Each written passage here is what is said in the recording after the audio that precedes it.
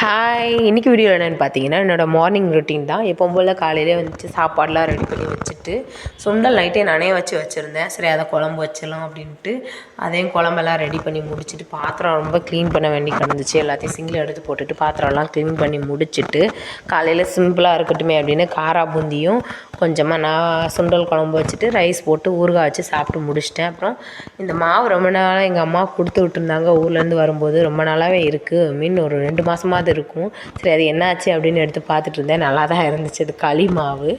அப்புறம் மதியானம் லஞ்சுக்கு வந்துட்டு அப்பளம் குழம்பு நைட்டு வச்சுருந்தேன். அதையும் கொஞ்சம் முட்டை வதக்கி அப்புறம் பீக்கங்காய் வந்துட்டு பொரியல் மாதிரி வச்சு சாப்பிட்டு முடிச்சிட்டேன். அதுவும் சூப்பராக இருந்துச்சு லஞ்சு. அப்புறம் நைட்டுக்கு சிம்பிளாக மக்குருனி போட்டு முட்டைலாம் போட்டு ஒரு மாதிரி பண்ணுவாங்கள்ல குக்கரில், அந்த மாதிரி பண்ணி சாப்பிட்டேன். பிரியாணின்னு சொல்கிறாங்க இதை, மக்குருனி பிரியாணி அப்படின்ட்டு. அப்புறம் பொங்கலுக்கு தேவையான திங்ஸ் எல்லாம் கொஞ்சம் கடையில் போய் வாங்கிட்டு வந்திருந்தேன். உங்களுக்கும் பொங்கல் வந்துருச்சா எப்படின்னு கீழே கமெண்ட் பண்ணுங்கள்.